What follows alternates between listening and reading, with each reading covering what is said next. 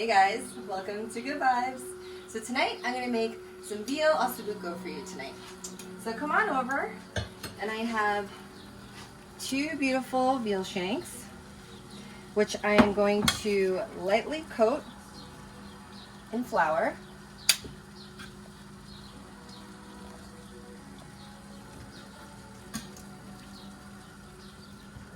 Gotta dredge them up like this. I have my pan going here, nice and hot, with some olive oil to coat the bottom. What I'm gonna do is I'm gonna sear the pieces of meat. Nice sizzle.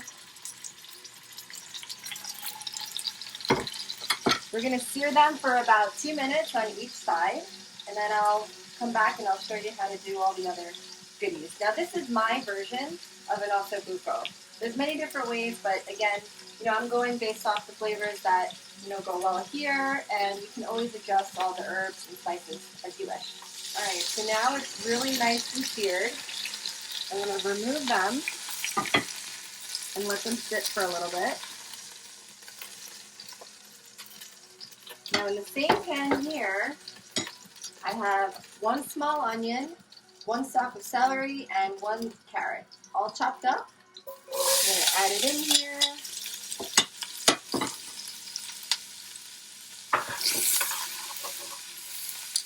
I also have 2 cloves of garlic smashed.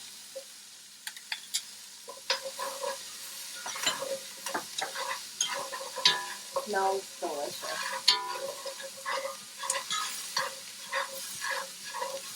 So I'm going to get that cooking. And to this, I'm going to add 2 cups of chicken stock. Nice to glaze.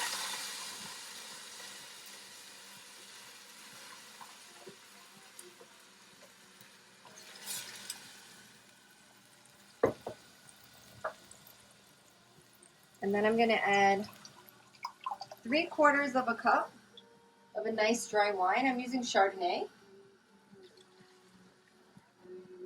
Now I'm going to add my dried herbs. I don't have fresh herbs, but dry herbs work as well. So I have 1 teaspoon of dried oregano, 1 teaspoon of dried rosemary, and 1 teaspoon of dried thyme. So get that all in there. Now to this, I will also be adding 1 large tablespoon of tomato paste. And I'm going to add in a few stewed tomatoes. I'm not going to add in the whole can. I just want a couple of the nice chunks so we have some good tomato texture. Okay, maybe a little of the juice. Okay, all right, so now the mixture has been cooking up a bit. It's coming to a boil. So at this point, I want to add in my pieces of Osso Buco back in here. My veal shanks.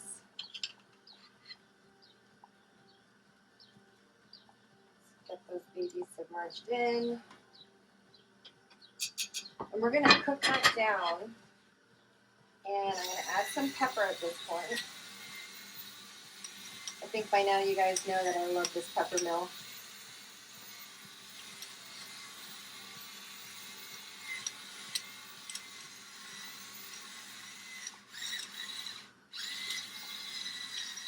All right, I would say that's about a teaspoon of pepper.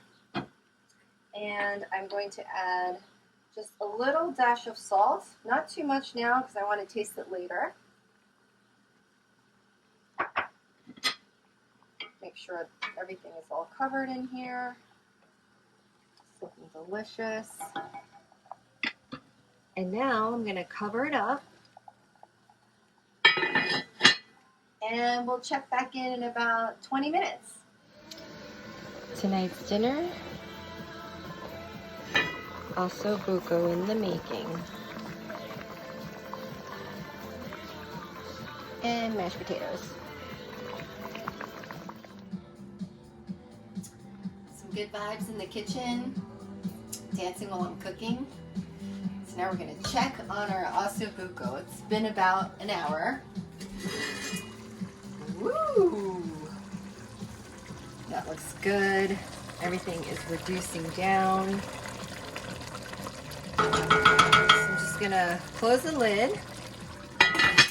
And while that is still cooking away, I'm gonna get started on our Gremolata.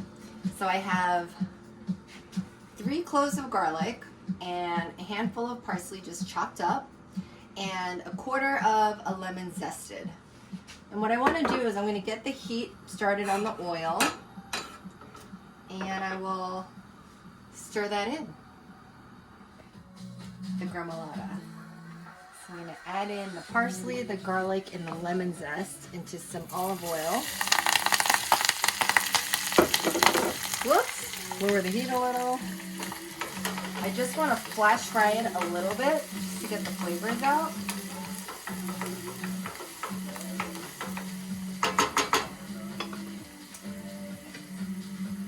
Add a little salt, some pepper. Now I'm going to turn the heat off. So now you have a beautiful Gremolata that you're going to top the Osso Buco with. It smells so good. It is time to plate and eat. So I'm going to take the Osso Buco, make sure it's looking good, stir everything around. You can tell the meat is nice and tender, just fell off the bone. So I'm going to create a little bed of mashed potatoes that I made earlier.